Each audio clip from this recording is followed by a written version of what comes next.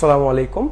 সুপ্রিয় এইচএসসি 2025 ব্যাচের যারা শিক্ষার্থী আছো, যারা কিছুদিন আগেই তোমরা কলেজে পদার্পণ করছো এই এসএসসি পাশ করে, কলেজ জীবন শুরু করার সাথে সাথেই যেন ডিউ ডিমার্সের সাথে থেকে তুমি তোমার স্বপ্ন পূরণ করতে পারো, এই জন্য ডিউ ডিমার্স এইচএসসি 2025 ব্যাচের জন্য নিয়মিত ক্লাসের আয়োজন করছে। তো এই নিয়মিত ক্লাসের ভিতরে আজকে বাংলা ক্লাস হওয়ার কথা ছিল, বা বাংলা ক্লাস হচ্ছে গিয়ে কি হবে।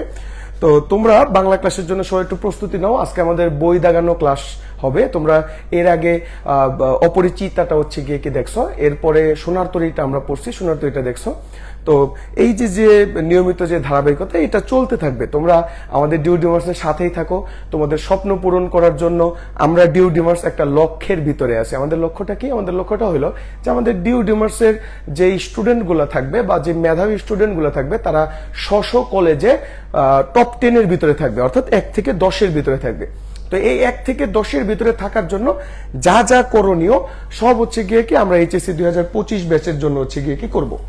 তো তোমরা দেখতে পাচ্ছ আমাদের স্ক্রিনে আমাদের একটা হচ্ছে আছে, ইউটিউব চ্যানেল আছে। হ্যাঁ, তো ইউটিউব চ্যানেলে, এই ইউটিউব চ্যানেলটা সবাই একটু সাবস্ক্রাইব করে রাখবা। যারা নিয়মিত ক্লাসটা করতে পারতেছো না, অথবা আবার পুনরায় করলে তোমাদের উপকার হবে, তারা আমাদের ইউটিউব চ্যানেলে সাবস্ক্রিপশন করে দিতে পারো। তাহলে এই ক্লাসগুলো তোমরা নিয়মিতই হচ্ছে গিয়ে কি পাবা, এবং ওইখানে একই ক্লাসটা একাধিকবার করে তোমার হচ্ছে যে যদি কোনো বিষয়ে যদি ধারণা না থাকে, সেই ধারণাটা পেতে পারো। তো আজকের যে ক্লাসটা আছে, এই ক্লাসটা সকলকে অনুরোধ করবো যে ক্লাসটা একটু শেয়ার করে দাও। আমি বরাবরই হচ্ছে গিয়ে কি যেই কথা বলি, যে যারা মেধাবী স্টুডেন্ট তারা কখনো সংকীর্ণ মনে হয় না, তারা নিজেরাও ক্লাস করে এবং কি অন্যদেরও ক্লাসটা করার সুযোগ দিয়ে দেয়। জি তপু দাস, আলহামদুলিল্লাহ আমি হচ্ছে গিয়ে কি ভালো আছি। আপনি ভালো আছেন কিনা? তো মেধাবীরা কোনোদিন সংকীর্ণ মনে হয় না, কারণ মেধাবীরা হচ্ছে গিয়ে কি জানে যে জ্ঞান বিতরণ করলে কখনো হচ্ছে গিয়ে কি জ্ঞান কমে না, জ্ঞান আরো বাড়ে। তো যারা ডিউ ডিমার্সের ফ্রি ক্লাস করতেছেন, আমি মনে করি তারা প্রত্যেকজনই মেধাবী স্টুডেন্ট, তারা প্রত্যেকজনই মানবিকতা সম্পন্ন স্টুডেন্ট, তারা ক্লাসটা শেয়ার করে দিবে। তাই আমরা পড়াশোনাটা একটু শুরু করি। ইউটিউব চ্যানেলটা একটু সাবস্ক্রিপশন করবা, সেখানে আমাদের হচ্ছে গিয়ে কি বিভিন্ন প্রকার যারা শিক্ষক আছে, তো শিক্ষকরা যে দেখবা যে বিভিন্ন প্রকার হচ্ছে আছে, তারা নাচা গানা করে। তো নাচা গানার বিভিন্ন প্রকার ভিডিও হচ্ছে গিয়ে কি সেখানে পাইতে পারো অনেক সময়। ঠিক আছে, দেখবা যে হচ্ছে আমাদের যে জয়নাল ভাই আছে, সেখানে সে বিভিন্ন প্রকার ভিটামিন সেল করে। আবার আমাদের যে তারেক স্যার আছে, তিনি ইংরেজির হচ্ছে গিয়ে কি ভিটামিন সেল করে। তো এত কিছু ভিটামিনের মাঝখানে তুমি যদি চাও যে আমার বাংলার একটু ভিটামিন নিতে, তাও পাইতে পারো। ক্লাসটা ঠিক করবো। আজকে আমরা পড়বো যে হচ্ছে গিয়ে কি বাংলা সাহিত্যের সবচেয়ে হচ্ছে গিয়ে কি ভালো এবং কি পলাইট লেখক, এবং কি যার লেখনির মাধ্যমে গ্রাম বাংলা এবং বাস্তব যে চরিত্রটা আছে বাংলার মানুষের অথবা একজন মানুষের জীবনের, সেই শরৎচন্দ্রের বিলাসী, আমরা সেই শরৎচন্দ্রের বিলাসীটা হচ্ছে আজকে পড়বো। তো আমরা হচ্ছে গিয়ে দেখবো যে শরৎচন্দ্রের বিলাসীর ভিতরে আসলে শরৎচন্দ্র কি বলছে। সেখানে আমরা যে দেখবো যে হইতেছে ভালোবাসার যে জয় জয় গান বলছে হচ্ছে গিয়ে কি সবার উপরে মানুষ সত্য, তাহার উপরে নাই। অর্থাৎ যে মানুষ মানুষকে ভালোবাসতে কখনো কি হয় না, কখনো হচ্ছে যে তোমার ধর্ম দরকার পড়ে না, মানুষকে ভালোবাসতে কখনো জাত কুল দরকার পড়ে না, কোনো হচ্ছে গিয়ে কি কিচ্ছু দরকার পড়ে না। সেখানে যে দেখবো যে সকল কিছুর ভিতরে ভালোবাসার হচ্ছে গিয়ে কি জয় গান। তো তোমরা আমার সাথেই থাকো, আমি বের করতে তোমরা যারা এইচএসসি 2025 আসো, তারাও একটু বইটা বের করে নাও। না, সোপান পর্যন্ত হয়েছে, এটা মনে হইতেছে গৃহ। হ্যাঁ, গৃহ। বারোয়ারি পূজা আমরা চলে আসছি। হ্যাঁ, আমরা চলে আসছি। তোমরা যারা হচ্ছে গিয়ে কে আসো, তারা হচ্ছে এই করো, একটু বের করো, তাহলে আমরা শুরু করে দিচ্ছি। হ্যাঁ, আমাদের ডিউ ডিমার্সের ক্লাসটা হচ্ছে গিয়ে শুরু হয়ে যাচ্ছে। তো মেধাবী শিক্ষার্থীদের কাছে ডিউ ডিমার্সের কর্তৃক অনুরোধ থাকবে যে যারাই আসো তারা ক্লাসটা একটু শেয়ার করে দিবা। আমরা দেখবো যে শরৎচন্দ্র অনুকল্প, যে অনুকল্প একটা ভালো স্টুডেন্ট, উনি আমাকে মনে হয় একটা রিকোয়েস্ট দিছিল অথবা কোনো একটা কিছু করছিল। ভাই, বাংলা নব্য লেখকদের প্রতি নিবেদন, এইটা পড়ান।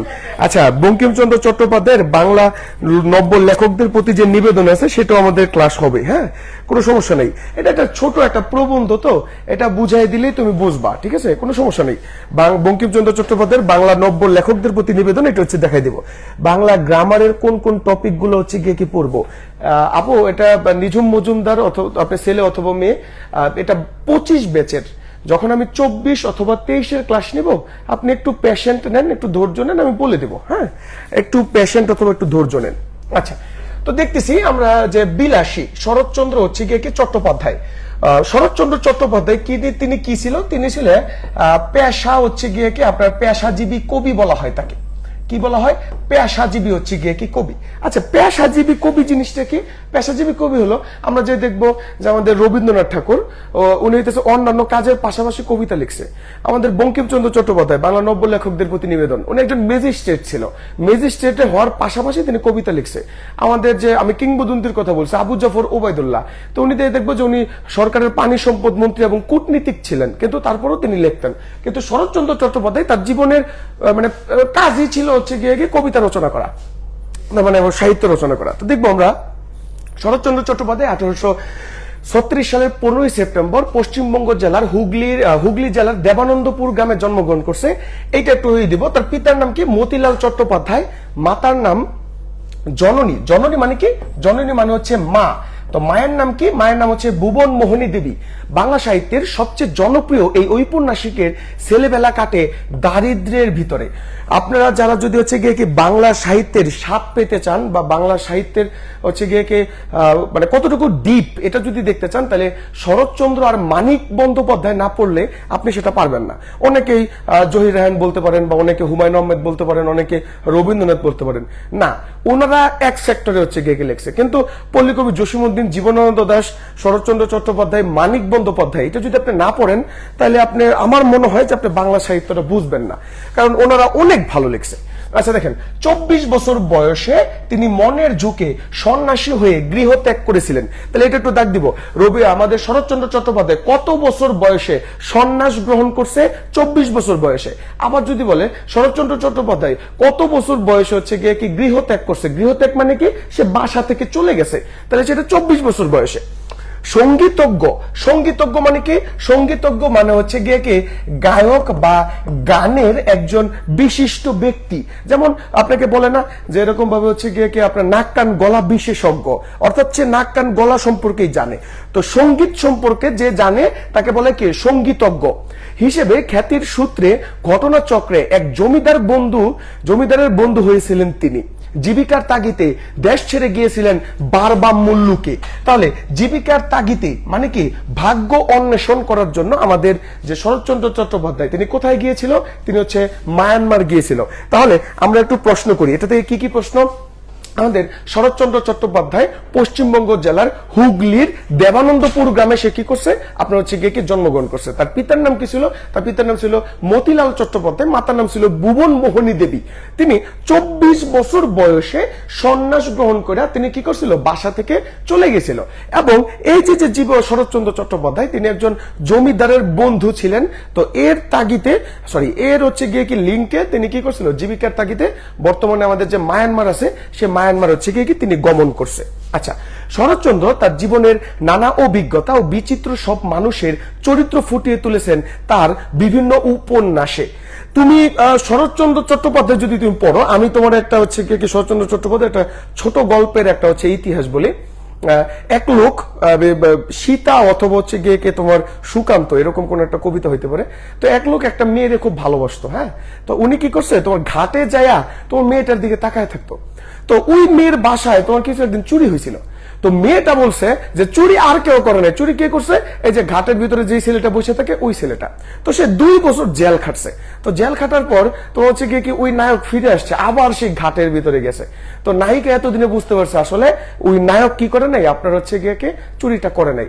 তখন ওই নায়িকা একটা বিখ্যাত ডায়লগ দিছিল কি, যে হচ্ছে ঘাটের নৌকা কি ডুবে গেছে মাঝি, অর্থাৎ মানে এটা দ্বারা বোঝানো হয়েছে তোমার মনের ভিতরে যে ভালোবাসার নৌকাটা ছিল এটা কি 2 বছর জেল খাটার পর ডুবে গেছে। তখন ওই নায়ক মানে পশম দাঁড়ায় গেছে, আমার মানে কি একটা বিখ্যাত ডায়লগ দিছে যে ডুবানো নৌকা ভাসানোর জন্যই আবার আমি ঘাটে চলে আসছি। তুমি বুঝতে পারতেছো কি একটা ডায়লগ দিছে শরৎচন্দ্র, একটা ম্যান। হ্যাঁ, তুমি দেখবা যে বিশেষ করে সমাজের নিচু তলার মানুষের তার সৃষ্ট চরিত্র অপূর্ব মহিমা নিয়ে তিনি চিত্রিত হয়েছিলেন। কথাশিল্পী শরৎচন্দ্র চট্টোপাধ্যায় জীবনে মৌল বৈশিষ্ট্য হলো মানবতা আর মানুষের প্রতি ভালোবাসা।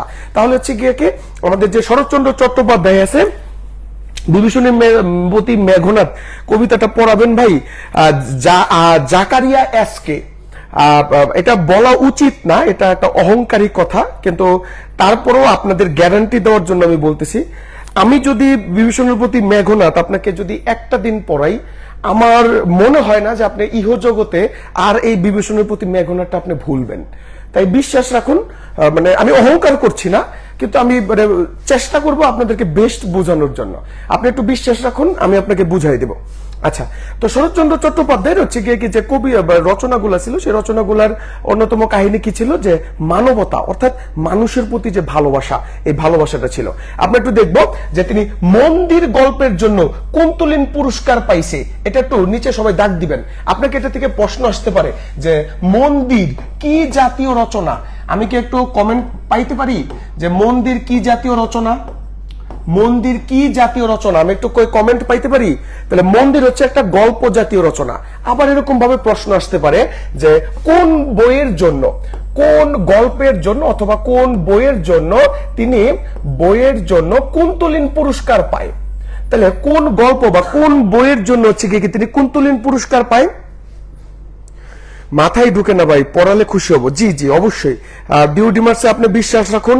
ডিউডিমার্স অনলাইনে যে অরাজকতা চলতেছে বা পড়ার নামে যে হচ্ছে গিয়ে আপনার স্লাইড দেখে পড়ানোর যে হচ্ছে গিয়ে একটা প্রবণতা সৃষ্টি হচ্ছে, ডিউডিমার্স সেই অরাজকতাটা ভাঙার জন্যই সবচেয়ে দক্ষ একটি শিক্ষক প্যানেল নিয়ে তারা আগাচ্ছে। আপনাদের বিশ্বাসটা রাখুন ডিউডিমার্সে, ইনশাল্লাহ ডিউডিমার্স আপনাদেরকে হতাশ করবে না। তো আমরা দেখবো যে কুন্তলিন একটা পুরস্কার পাইছে কোন গল্পের জন্য? মন্দির নামক গল্পের জন্য। আবার যদি প্রশ্ন আসে যে মন্দির কি জাতীয় রচনা, আমরা বলবো মন্দির একটি গল্প। তার বিখ্যাত উপন্যাসগুলোর মধ্যে রয়েছে দেবদাস, পল্লী সমাজ, চরিত্রহীন, শ্রীকান্ত, গৃহদাহ, দেনা পাওনা। আপনি গৃহদাহ আর দেবদাসটা একটু উল্লেখ করবেন। হ্যাঁ, বিগত বিসিএস থেকে ধরে সকল প্রকার প্রতিযোগিতামূলক পরীক্ষা এবং কি ঢাকা বিশ্ববিদ্যালয়েও এই দেবদাস এবং কি গৃহদাহ থেকে প্রশ্ন আসছে যে গৃহদাহ কার রচনা বা গৃহদাহ কোন জাতীয় রচনা। আমরা যদি বলে গৃহদাহ কোন জাতীয় রচনা, আমরা বলবো উপন্যাস। আর যদি বলে গৃহদাহ কার রচনা, আমরা বলবো শরৎচন্দ্র চট্টোপাধ্যায়ের। বুঝতে পারছি সকলে? সকলে হচ্ছে এটাকে একটা দেখবো। এই যে গৃহদাহ, এই গৃহদাহটা যদি তুমি পড়ো না, আমার যে ফেসবুক আইডি, সেই ফেসবুক আইডির ভিতরে তোমার হচ্ছে বঙ্কিমচন্দ্র চট্টোপাধ্যায়ের কৃষ্ণকান্তের উইলের একটা বিখ্যাত ডায়লগ লেখা আছে। মানে ডায়লগটা কি, যে দুঃখে সুখে দোষে গুণে ভ্রমণের সমান হইবে আমি তাহার। মানে এই মানে ডায়লগটা তুমি যদি হচ্ছে কৃষ্ণকান্তের উইলটা যদি তুমি পড়ো, এই ডায়লগটার জন্য তুমি বঙ্কিমচন্দ্রকে সেলুট দিবা। হ্যাঁ, মানে কি একটা যে লেখা লিখছে। আচ্ছা, এসব উপন্যাসে বাঙালি নারীর প্রতি প্রতিকৃতি অঙ্কনে তিনি অসামান্য দক্ষতা দেখিয়েছেন। তার বহু উপন্যাস ভারতবর্ষের বিভিন্ন ভাষায় অনুদিত এবং কি চিত্রায়িত হয়েছে। আচ্ছা, তার কয়েকটি উপন্যাস বিদেশি ভাষায় অনুদিত হয়, এত কিছু দরকার নেই। তারপর দেখবেন যে এই জায়গার ভিতরে আসে 1923, ঠিক আছে, 1923 আর একটা 1936, একটা স্মরণ রাখবেন। জগত্তারিণী স্বর্ণপদক 1923 সালে তিনি হচ্ছে গিয়ে কে পায়? শরৎচন্দ্র চট্টোপাধ্যায় কলকাতা বিশ্ববিদ্যালয় থেকে পায়। তাহলে একটু সবাই আমরা একটু হচ্ছে গিয়ে কি করব যে জগত্তারিণী স্বর্ণপদক, জগত্তারিণী স্বর্ণপদক এই শরৎচন্দ্র চট্টোপাধ্যায়কে কোন বিশ্ববিদ্যালয় দেয়? আমরা বলবো কলকাতা বিশ্ববিদ্যালয়। কত সালে দেয়? 1923 সালে। আচ্ছা, আর দেখবো ডক্টর অফ ডিলিট মানে কি? Doctor of literature. এই ডক্টর অফ লিটারেচার ডিলিট দেয় কে? ঢাকা বিশ্ববিদ্যালয়। কত সালে? 1936 সালে। বুঝতে পারছি? তাহলে 1923 খাতার ভিতরে নোটটা এরকম ভাবে করবেন, এরকম ভাবে হচ্ছে গিয়ে কি লিখবেন যে 1923 জগত্তারিণী সমান সমান কলকাতা বিশ্ববিদ্যালয়। এইভাবে হচ্ছে গিয়ে কি, বা আপনারা বাপ্পি স্যারের হচ্ছে গিয়ে আইসিটি ক্লাস করছেন বা ভবিষ্যতে হচ্ছে গিয়ে কি করবেন, তখন দেখবেন যে উনি এরকম ভাবে অ্যালগোরিদম পড়াচ্ছে। তো অ্যালগোরিদমের মতো করে সাজায় রাখবেন যে 1923 কোন পুরস্কার? জগত্তারিণী স্বর্ণপদক কোন বিশ্ববিদ্যালয়? কলকাতা বিশ্ববিদ্যালয়। আর যদি বলে যে হচ্ছে গিয়ে ঢাকা বিশ্ববিদ্যালয়, তাহলে এরকম ভাবে বলবেন যে 1936 সমান সমান ঢাবি সমান সমান ডিলিট। তাহলে ডক্টর অফ লিটারেচার তিনি ঢাবি থেকে পাইছে এবং কি একটা থেকে। তাহলে কবি পরিচিতি আমরা কি সবাই কি বুঝতে পারছি? সবাই একটু কমেন্ট করে জানাবো প্লিজ। কবি পরিচিতিটা সবাইকে আমরা বুঝতে পারছি? একটু কমেন্ট করে জানাবো। আপনাদের একটি কমেন্ট আমাদের ভালো একটি ক্লাস নিতে আরো উৎসাহ দিবে। আপনাদের একটি কমেন্ট আমাদের ভালো ক্লাস নিতে উৎসাহ দেয়। একটু হইতেছে গিয়ে কি কমেন্ট করে জানাবেন। হ্যাঁ, একটু কমেন্ট করে জানাবেন। আমরা তাহলে চলে যাই যে কি বলছে এখানে। এখানে হচ্ছে গিয়ে কি বলছে আমরা একটু দেখি, কোন জায়গায় টিপ দিতেছি জানি না। আচ্ছা দেখেন, বলছে পাকা 2 ক্রোশ পথ হাঁটিয়া স্কুলে বিদ্যা অর্জন করিতে যাই। তাহলে পাকা 2 ক্রোশ পথ অর্থাৎ 2 ক্রোশ রাস্তা হাইটা আপনার বিদ্যালয়ে যাইতে হয়। তাহলে আপনি একটু দেখবেন যে অতীতে আমার মনে আছে আমি হারিনাল হাই স্কুলে পড়ছিলাম, গাজীপুর জেলার নোয়াগাঁওয়ের হারিনালের একটা স্কুল। তো হারিনাল হাই স্কুলে আমরা যখন যাইতাম আমার বাড়ি থেকে আমার স্কুলে যেতে প্রায় 1 ঘন্টা সময় লাগতো, মানে 1 ঘন্টা খালি হাঁটতাম। তো এখন তো ঢাকা শহরে স্কুল অনেক কাছে কাছে, তো তারা কি করতো, লেখক আপনার 2 ক্রোশ পথ হাঁটিয়া স্কুলে যাইতো। আমি একা নই, আরো 10-12 জন। আমার এখনো মনে আছে বাবু সুফিয়ান, আশরাফুল, তারপর হচ্ছে গিয়ে কি শিশির, সিয়াম, সবাই আমরা দল বেঁধে হচ্ছে গিয়ে কি স্কুলে যাইতাম। তো আরো 10-12 জন হচ্ছে গিয়ে কি যাইতো। যাহাদের বাটি মানে কি, বাটি মানে হচ্ছে বাড়ি, বাটি মানে কি, বাটি মানে হচ্ছে বাড়ি।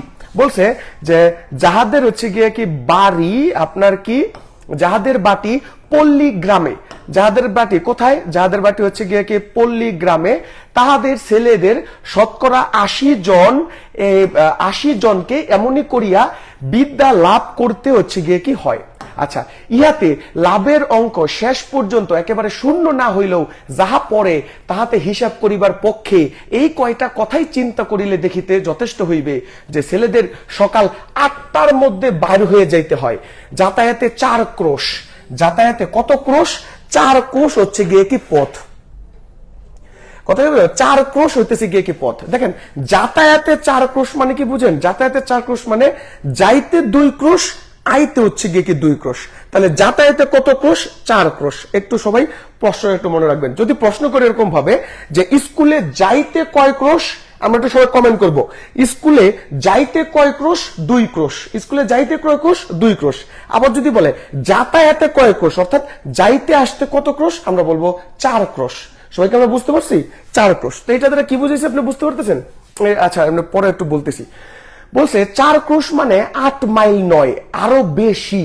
বর্ষার দিনে মাথার উপরে থাকে মেঘের জল আর পায়ের নিচে থাকে 1 হাঁটু কাদা। কথাটা কি বুঝতেছেন?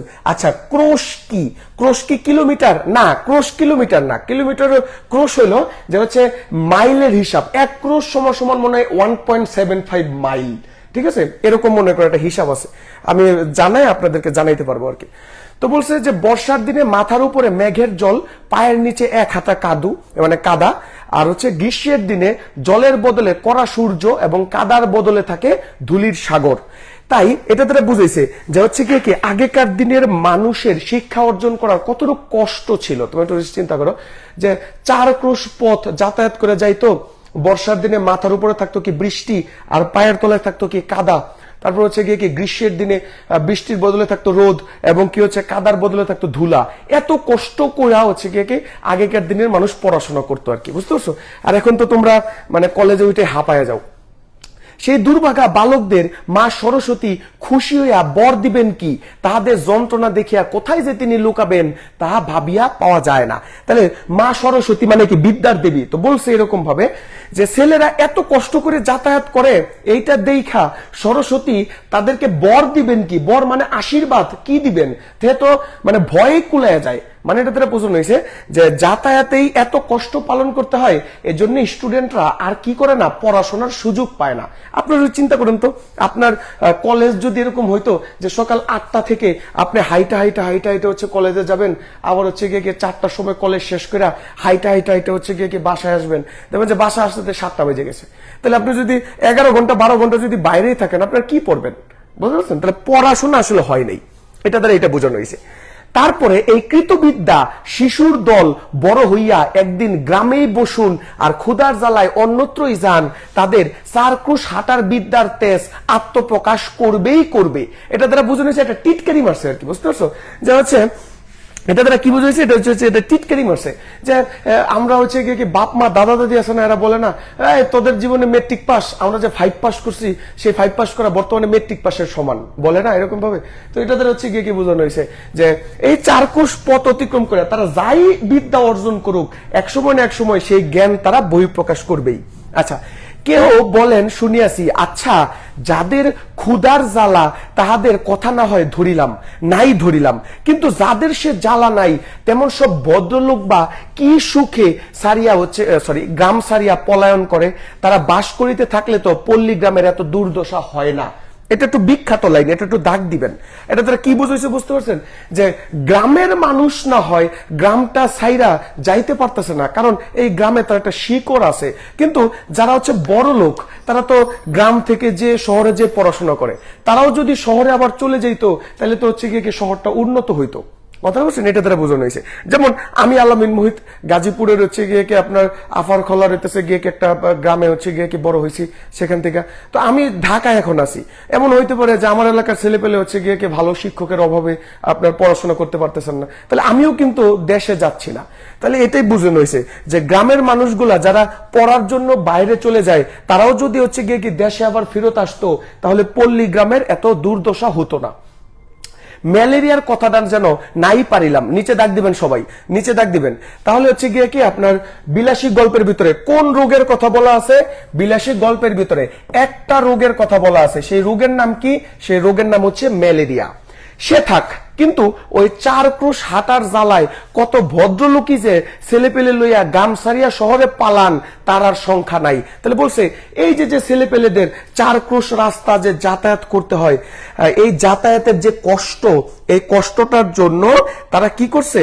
তারা হচ্ছে গিয়ে গ্রাম সেরা পালায়া গেছে। গ্রাম সেরা কি করছে? পালায়া হচ্ছে গিয়ে চলে গেছে। তাহলে বলছে যে হচ্ছে গিয়ে অনেকে কি করে? গ্রাম সেরা হচ্ছে গিয়ে চলে যায়। আচ্ছা, তারপরে একদিন ছেলেপুলে পড়াও শেষ হয় বটে, তখন শহরের সুখ সুবিধা রুচি লইয়া তারা আর গ্রামে কি করে না? ফিরিয়া আসে না। তাহলে বলছে যে যারাই গ্রাম থেকে যাইয়া আপনার কি করে ক্রোশ কি তাই বা তুলি, আমি ক্রোশ বলছি রে বইন। ক্রোশ মানে হচ্ছে যে 1 কিলোমিটারের বেশি, 1.7 মাইল মনে হয়, আমি যাই না, এটা বলবো আবার।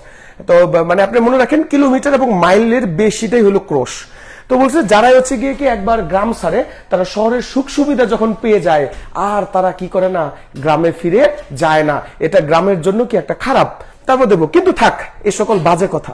স্কুলে যাই 2 ক্রোশের মধ্যে এমন আরো 2-3 খানা গ্রাম পড়ে। একটু নিচে দাগ দিবেন সবাই। তাহলে হচ্ছে গিয়ে কতখানা গ্রাম পড়ে? 2-3 খানা গ্রাম। এটা মজার ঘটনা, দেখো এবার মজার ঘটনা।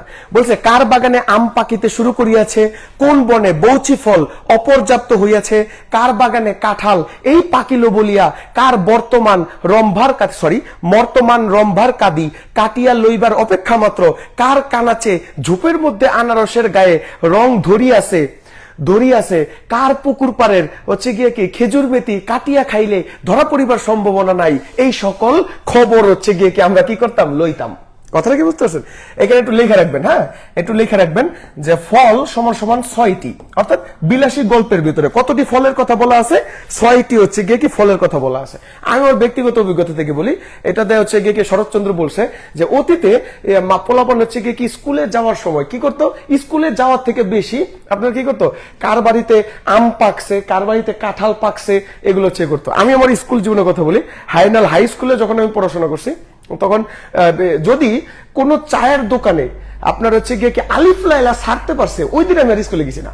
কথা বলছেন? চায়ের দোকানে এমনি দাঁড়ায় সারাদিন আলিফ লাইলা দেখছি।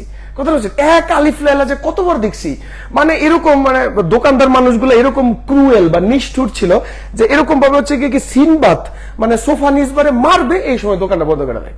কথা বলতে পারছো? তখন আবার দাঁড়ায় থাকতাম সিনবাদকে আসলে সোফা নিজবারে মারতে পারছে নাকি পারে নাই এটা দেখার জন্য। তোমাদের মতো এখন আমাদের ওই ডোরে মন ছিল না আর কি, বুঝতে পারছো? আচ্ছা, বৈচি ফল কি? বৈচি ফল মানে হচ্ছে করমজার মতো একটা ফল আর কি, বুঝতেছো? করমজার মতো হচ্ছে গিয়ে ফল। তো আমি বাবু সুফিয়ান, আশরাফুল, আমার যে বন্ধু বান্ধব হচ্ছে গিয়ে ছিল হচ্ছে গিয়ে শিশির, ওদের সাথে সাথে আমরা কি করতাম? মিশনে যাইতাম। মিশন কিরকম? কার বাড়ির হচ্ছে গিয়ে কাঁঠাল চুরি করবো, কাঁঠাল চুরি খড়ের গাদায় রেখে দিতাম, তখন হচ্ছে গিয়ে কাঁঠাল পাকলে খাইতাম। আম সাবার করে দিছি। তারপর হচ্ছে তাজুলের ট্যাকেট যত মনে করো হচ্ছে গিয়ে তোমার কাঁঠাল ছিল সব হচ্ছে গিয়ে চুরি করছি। এরকম অনেক মজা করছি আর কি। হ্যাঁ, আচ্ছা দেখছো, কিন্তু আসলে জাববিদ্যা সরি হ্যাঁ আচ্ছা ঠিক আছে, কিন্তু আসলে জাববিদ্যা কামস্টাকার রাজধানীর নাম কি, সাইবেরিয়ার খনির মধ্যে রূপা মেলে নাকি সোনা মেলে, এই সকল দরকারি তথ্য আর হচ্ছে গিয়ে কি আমরা কি করতে পারি নাই, মুখস্থ করতে পারি নাই। মানে ওই যে হচ্ছে গিয়ে কি লেখক বলছে যে কার বাড়িতে আম কাঁঠাল আছে, এই লিস্ট করতে করতেই আমাদের মাথার অর্ধেক অংশ মানে পূরণ হয়ে গেছে। এজন্য আমাদের যে আসল পড়া ছিল, কি কি আসল পড়া, যে কামস্টাকার রাজধানীর নাম কি, সাইবেরিয়ার খনির মধ্যে কি সোনা মেলে নাকি রূপা মেলে, এগুলার কবি কি করতে পারে নাই, শিখতে পারে নাই। আচ্ছা তারপরে আমরা একটু যে দেখবো তারপরে কি বলছে দেখবো। তারপরে কাজেই এক্সামিনের সময় এডেন মানে কি শিক্ষক, সরি এডেন হচ্ছে গিয়ে কি একটা দেশের রাজধানী নাম আর কি, ঠিক আছে, রাজধানী সরি আমি একটু ভুল বলছি, এটা একটু রাজধানী। তাহলে এডেন যদি হচ্ছে কি জিজ্ঞাসা করিলে বলি পার্সিয়ার বন্দর, মানে ভুল বলতেছে আর কি। হ্যাঁ, যদি বলে হুমায়ুনের বাপের নাম কি, তখন বলে তুগলক খা, আজ 40-এর কোঠায় পার হয়েও দেখি। তাহলে বর্তমানে এই যে লেখাটা আছে না, এই লেখাটা বলছে হচ্ছে গিয়ে কি নেরা নামক একজন লোকের জবানিতে এই বিলাসী গল্পটা হচ্ছে গিয়ে কি লেখা আর কি, বুঝতে পারছো? নেরা নামক, এই তোমরা তো আজকেও কথা শুনতেছো না ম্যান, তোমরা তো ক্লাসটা শেয়ার করতেছো না, আমি তো কষ্ট পাচ্ছি। তোমরা একটু ক্লাসটা শেয়ার করে দাও, যদি ক্লাসটা তোমাদের ভালো লেগে থাকে তাহলে একটু ক্লাসটা শেয়ার করে দাও। এইভাবে তো ডিউডিমার্সের সাথে মোনাফিকি করলে চলে না, ক্লাসটা একটু শেয়ার করে দাও, বুঝতে পারছো? ক্লাসটা একটু শেয়ার করে দাও, এইভাবে ডিউডিমার্সের সাথে মোনাফিকি কইরো না। আচ্ছা দেখেন, তাহলে নেরা নামক একজন লোক হচ্ছে গিয়ে কি এই কথাগুলো বলতেছে, এবং কি তার বর্তমান বয়স কত, 40 বছর। আপনারা যে দেখবেন ঢাকা বিশ্ববিদ্যালয় সব বিভিন্ন জায়গায় হচ্ছে গিয়ে কি প্রশ্ন আসে, পরীক্ষা দিব, কোন ইউনিটে পরীক্ষা দিব? যে বি ইউনিটের জন্য ঢাকা বিশ্ববিদ্যালয়ের খ ইউনিটে পরীক্ষা দিবেন। হ্যাঁ, বি ইউনিটের জন্য ঢাকা বিশ্ববিদ্যালয়ের খ ইউনিটে পরীক্ষা দিবেন। আর যদি আমাদের ডিউডিমার্স এর ক্লাসগুলো আপনার ভালো লেগে থাকে, তাহলে ডিউডিমার্স ঢাকা বিশ্ববিদ্যালয়ের স্বপ্ন পূরণ একটা ব্যাচ আছে। হ্যাঁ, আপনি সেখানে ভর্তি হইতে পারেন, বিশ্বাস রাখতে পারেন আমাদের কাছে। আচ্ছা হচ্ছে কি দেখবেন তো, নেরার বর্তমান বয়স কত, আপনি একটা প্রশ্ন পাবেন। তাহলে নেরার বর্তমান বয়স হলো 40 বছর। তাহলে পার হয়েও দেখি ওই সকল বিষয়ের ধারণা প্রায় একই রকম।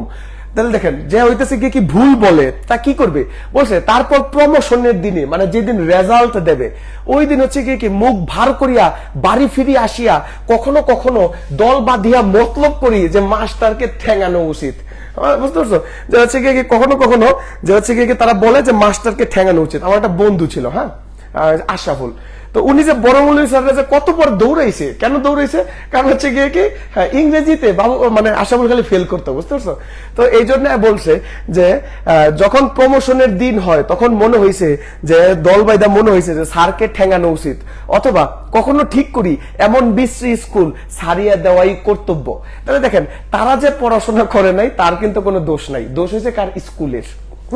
তো এটা কিন্তু হয়, যেমন তোমরা যখন ভালো রেজাল্ট করবা তখন হচ্ছে গিয়ে কি তোমাদের কাছে মনে হবে যে হচ্ছে আমি অনেক কষ্ট করছি, অনেক কষ্ট করে হচ্ছে গিয়ে কি রেজাল্ট করছি। আর যদি হচ্ছে রেজাল্ট খারাপ করো তাহলে বলবা যে ডিউডিমার্সের বাইরে হইতেছে, ভালোভাবে পড়াই নাই, বুঝতে পারছো? এটা আসলে জগতের নিয়ম।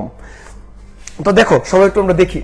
তারপর বলছে, আমাদের গ্রামের একটি ছেলের সঙ্গে মাঝে মাঝেই স্কুলের পথে দেখা হইতো, তাহার নাম মৃত্যুঞ্জয়। তাহার নাম কি? মৃত্যুঞ্জয়। তাহলে দেখেন, নেরার সাথে মাঝে মাঝে হচ্ছে গিয়ে কি আপনার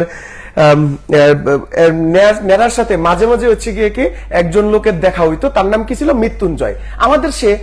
আমাদের চেয়ে সে বয়সে অনেক বড়, 3rd ক্লাসে পড়িত। একটু সময় এটা লিখে রাখবেন। 3rd ক্লাস মানে কি? 3rd ক্লাস মানে হচ্ছে 8ম শ্রেণী, মানে বর্তমানে আমরা যেটা 8ম শ্রেণী বলি সেটাকে আগে 3rd ক্লাস বলতো। দেখেন একটা মজার ঘটনা বলছে, যা হচ্ছে কি কবে সে প্রথম 3rd ক্লাসে উঠিয়াছিল এ খবর আমরা কেহ জানিতাম না, সম্ভবত তাহা প্রত্নতাত্ত্বিক গবেষণার বিষয়।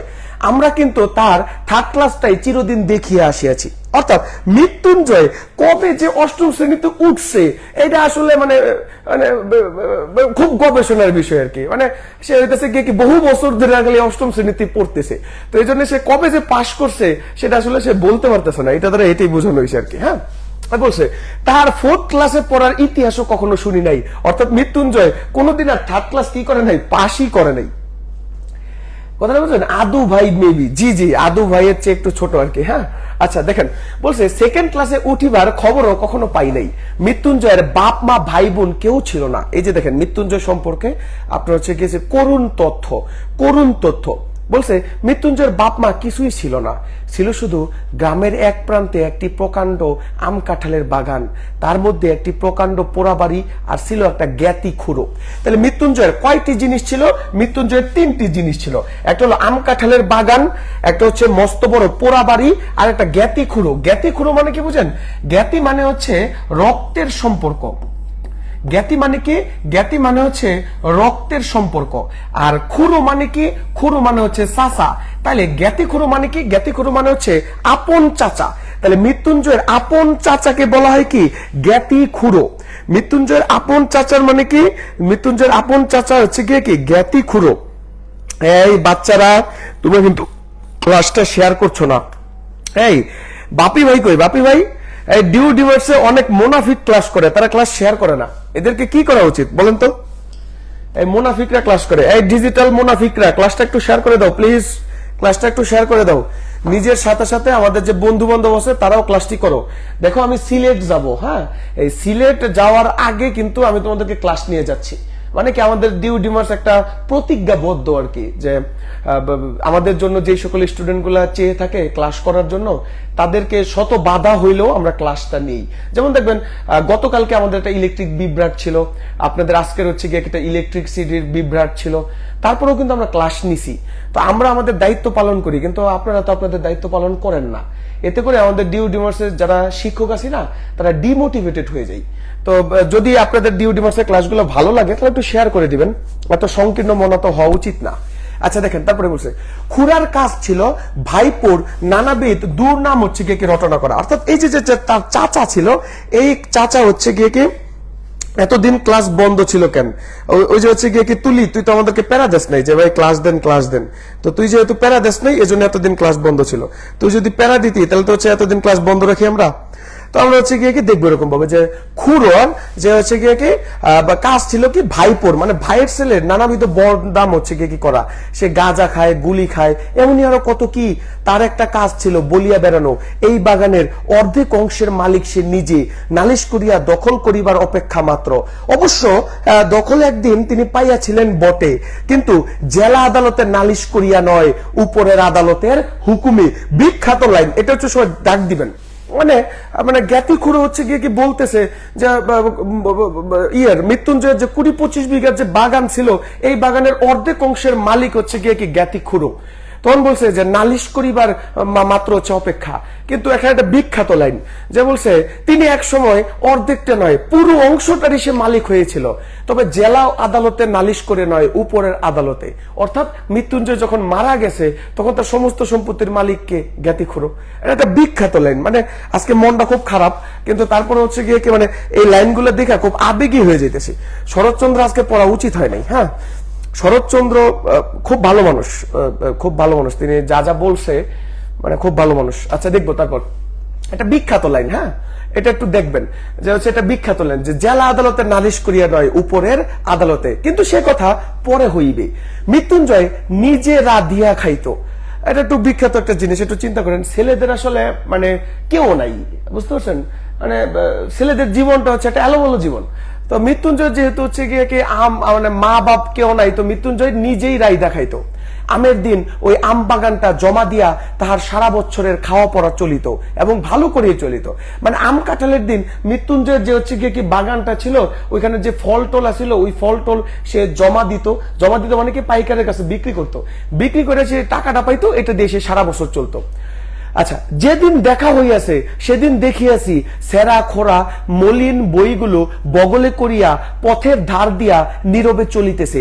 তাহাকে কখনো কারো সহিত যাচিয়া আলাপ করিতে দেখি নাই, বরঞ্চ উপযাচক হইয়া কথা কইতাম আমরাই। মানে এটা এটা এটা কি বলছে জানেন? আচ্ছা, জয়নুল ভাইয়ের মতো বলেন এইখানে লাইভ বন্ধ করে দিব শেয়ার না দিলে। না না না, আচ্ছা আচ্ছা ঠিক আছে, এরকম বলে না। হ্যাঁ, আমাদের ডিউ ডিমার্স কখনোই হচ্ছে গিয়ে কি আপনারা শেয়ার না দিলে লাইভ বন্ধ করে নেই। এটা হচ্ছে আপনাদের হচ্ছে মজা করে বলা হয়, এটা নিয়ে কখনো কেউ রাগ করবেন না। ডিউ ডিমার্স কখনোই আপনাদের ক্ষতি হবে এরকম কিছু করে নাই, ইনশাআল্লাহ ভবিষ্যতেও তারা করবে না। আপনারা ডিউ ডিমার্সের সাথেই থাকুন আর ক্লাসটা একটু শেয়ার করে দিবেন, যাতে ওই জয়নালের মতো আমাদের কঠিন মানে পদক্ষেপ নিতে না হয় আর কি। হ্যাঁ, আপনারা একটু ক্লাসটা একটু শেয়ার করে দিবেন আর কি।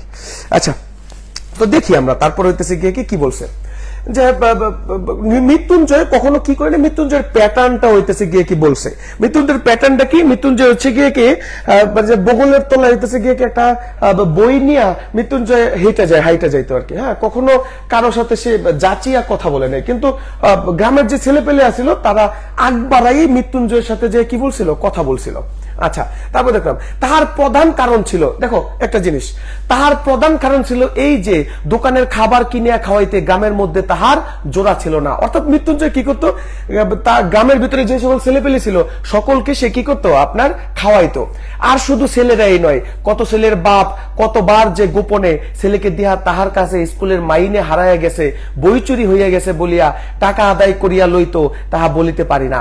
কিন্তু ঋণ স্বীকার করা তো দূরের কথা, ছেলে তাহার সহিত একটা কথা কইয়াছে, এই কথাও যদি কোনো কোনো বাপ ভদ্র সমাজে কবুল করিতে চাইতো, তাহলে গ্রামের মধ্যে মৃত্যুঞ্জয় ছিল এমনই সুনাম। এটা তারা কি বুঝেছে বুঝতে পারছেন, যে হচ্ছে গিয়ে কি শুধুমাত্র ছেলেরা নয়, অনেক সময় হচ্ছে গিয়ে কি ছেলের বাপরাও মিথ্যা কথা বলে মৃত্যুঞ্জয়ের কাছ থেকে টাকা নিছে, কিন্তু কখনো যদি শুনতে পারছে যে তার ছেলে মৃত্যুঞ্জয়ের কাছে মানে হচ্ছে গিয়ে কি মিশছে, তাহলে ওই ছেলেরে মারছে। মানে কি, মৃত্যুঞ্জয়কে আসলে কেউ ভালো জানতো না, ওই যে খুড়া আপন চাচা তার নামে খারাপ দুর্ঘটনা মানে দুর্নাম রটাইতো, এবং কি মৃত্যুঞ্জয়কে মানুষ ভালোবাসতো শুধুমাত্র তার কিসের জন্য, শুধুমাত্র হচ্ছে গিয়ে কি তার যে সম্পদ আছে, টাকা পয়সা আছে, এই টাকা পয়সার জন্য। বুঝতে পারছেন, মৃত্যুঞ্জয়কে আসলে কেউ ভালোবাসতো না। তাহলে এটা দ্বারা কি বোঝা হয়েছে, যে আসলে মানে কেউ কাউরে ভালোবাসে না, সবাই হচ্ছে গিয়ে কি তার নিজের স্বার্থ হচ্ছে গিয়ে কি খোঁজে। তো এইভাবে হইতেছে গিয়ে কি পড়াবো আজকে, একটু হচ্ছে গিয়ে কি সময় শর্ট থাকার কারণে এইভাবে যেরকম লাইন বাই লাইন আপনারা দেখতেছেন, আমাদের এইচএসসি 2025 ব্যাচের যারা শিক্ষার্থী আছেন তাদের জন্য এইভাবে লাইন বাই লাইন পড়ানো হবে। আগামী ক্লাসে আমরা হচ্ছে গিয়ে কি বিলাসীর যে পরবর্তী যে অংশটুকু আছে, সেই পরবর্তী অংশটুকু আমরা হচ্ছে গিয়ে কি আলোচনা করব। সবাই ভালো থাকবেন, সুস্থ থাকবেন, ডিউডিভার্সের সাথেই থাকবেন। আর এইচএসসি 2025 ব্যাচে তারেক ভাইয়ের হচ্ছে গিয়ে কি একটা কোর্স চলতেছে ইংরেজি, আর আমার হচ্ছে গিয়ে একটা কোর্স চলতেছে। যারা আমার ক্লাসটি যদি ভালো লেগে থাকে, তাহলে এইচএসসি 2025 ব্যাচের যারা শিক্ষার্থী আছেন তারা বাংলা কোর্সে ভর্তি হইতে পারেন। আর যদি আমার ক্লাস ভালো না লেগে থাকে, তার একবার ইংরেজি ক্লাস ভালো লেগে থাকে, তাহলে ইংরেজি কোর্সে হচ্ছে গিয়ে ভর্তি হইতে পারেন। সেই মোট হচ্ছে গিয়ে 5 মাস বা হচ্ছে গিয়ে 5 মাসের ভিতরে আপনার শুধুমাত্র 2500 টাকায়, মানে প্রত্যেক মাসে মাত্র 500 টাকা করে পড়ে। এই 500 টাকার মাধ্যমে আপনি ডিউডিভার্সের যে কোয়ালিটিফুল যে এডুকেশনটা আছে, সেই এডুকেশনটা আপনি পাইতে পারেন যদি ডিউডিভার্সের ক্লাস ভালো লেগে থাকে। তাহলে আজকে এতটুকুই থাকবেন। সবাই হচ্ছে গিয়ে ভালো থাকবেন এবং সুস্থ থাকবেন। আমাদের ডিউডিভার্সের জন্য সকলে হচ্ছে গিয়ে দোয়া করবেন, যাতে আমরা হচ্ছে আরো আগায় যেতে পারি। সবাই তাহলে হচ্ছে গিয়ে দেখে থাকবেন, ইনশাল্লাহ হচ্ছে গিয়ে দেখা হবে। আসসালামু আলাইকুম ওয়া রাহমাতুল্লাহ।